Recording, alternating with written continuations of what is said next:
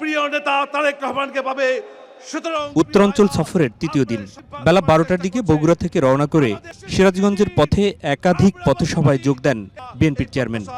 এই আহ্বান জানিয়ে পথে পথে বিএনপি ভক্তদের ভালোবাসা নিয়ে দুপুর 3:15টায় সিরাজগঞ্জের বিসিক শিল্প পার্ক ময়দানে আসেন তারেক রহমান।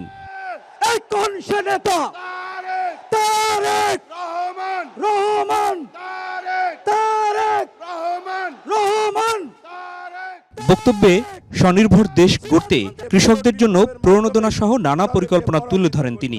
কৃষিজীবী মানুষ এই উত্তরাঞ্চলে বেশি, সেই জন্য আমরা সেই ঠাকুরগাঁ থেকে পঞ্চগড় থেকে শুরু করে সিরাজগঞ্জ পর্যন্ত সমগ্র উত্তরাঞ্চলে আমরা কৃষি নির্ভর শিল্প গড়ে তুলতে চাই। যেই কৃষি নির্ভর শিল্প গড়ে তুললে এই এলাকার মানুষের, এই এলাকার যুবকদের, এই এলাকার তরুণদের, এই এলাকার বোনদের কর্মসংস্থার সম্ভাবনা থাকবে।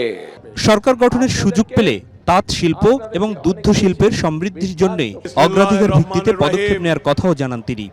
এই এলাকার মানুষ তাঁত শিল্পের সাথে বহু মানুষ এখানে জড়িত, কিন্তু এই তাঁত শিল্পের সম্পর্কে যদি আমরা পরিকল্পনা গ্রহণ করতে পারি, তাহলে এই তাঁত শিল্পে উৎপাদিত পণ্য আমরা ইনশাআল্লাহ সারা বিশ্বে ছড়িয়ে দিতে সক্ষম হব। এবং আগামী দিনে আমরা তাই করতে চাই। সিরাজগঞ্জ পাবনায় উৎপাদিত তাঁত পণ্য আমরা সমগ্র বিশ্বে আমরা রফতানি করতে চাই। নির্বাচনের প্রচার প্রচারণায় বাধা সৃষ্টিকারীদের বিরুদ্ধে হুঁশিয়ারি দিয়ে ষড়যন্ত্রকারীদের বিরুদ্ধে সজাগ থাকারও আহ্বান জানান তারেক রহমান। আমাদেরকে সতর্ক থাকতে হবে যেন কোনো ষড়যন্ত্র করে কেউ আবার আপনাদের এই ভোটের অধিকারকে কেড়ে নিয়ে যেতে না পারে।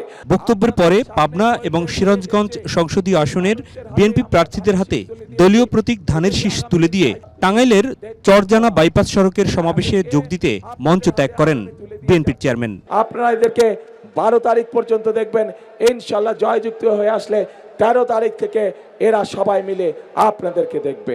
সিরাজগঞ্জ সমাবেশ শেষ করে টাঙ্গাইলের চারজানা বাইপাস সমাবেশে যোগ দেন বিএনপি চেয়ারম্যান। সমবেত জনতার উদ্দেশ্যে বলেন, নির্বাচনে অংশ নেয় একটি দল নানাভাবে বিভ্রান্ত করছে ভোটারদের।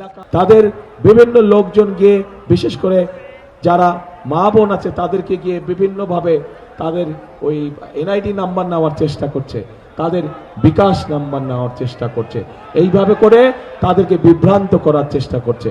আপনারা যারা মা বোনরা আজকে এখানে উপস্থিত আছেন, ভাইয়েরা যারা উপস্থিত আছেন, আপনারা আপনাদের ঘরে গিয়ে এরকম যদি কোনো ঘটনা হয়ে থাকে সেই ব্যাপারে মা বোনদেরকে আপনারা সতর্ক করবেন।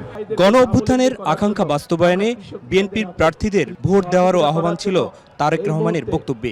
আমাদের প্রার্থীরা আপনাদের সামনে তাদের স্ব এলাকার বিভিন্ন দাবি উপস্থাপন করেছে যে 12 তারিখে আপনারা ধানের শীষকে নির্বাচিত করলে ইনশাল্লাহ 13 তারিখে ধানের শীষ তথা বিএনপির সরকার গঠিত হলে আপনাদের এলাকার যে দাবিগুলো আছে পর্যায়ক্রমিকভাবে সেই উন্নয়নমূলক কাজগুলো আমরা শুরু করব। পরে বিভিন্ন সংসদীয় আসনের বিএনপি প্রার্থীদের হাতে দলীয় প্রতীক ধানের শীষ তুলে দেন দলের চেয়ারম্যান তারেক রহমান। এই তো ধরে দিলাম, এই যে নাসির, এটা উত্তরাঞ্চলে 3 দিনের নির্বাচনী সফর শেষ করলেন টাঙ্গাইলের এই জনসমাবেশের মাধ্যমে। তারেক রহমান এ অঞ্চলের মানুষের কাছে সহ সারা দেশবাসীর কাছে চাইলেন ধানের শীষের পক্ষে ভোট।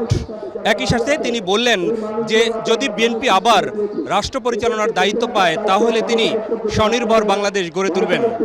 একই সাথে রাষ্ট্র সংস্কারের প্রয়োজনে জুলাই সনদের পক্ষে হা ভোট দেওয়ারও আহ্বান জানিয়েছেন গোটা দেশবাসীকে।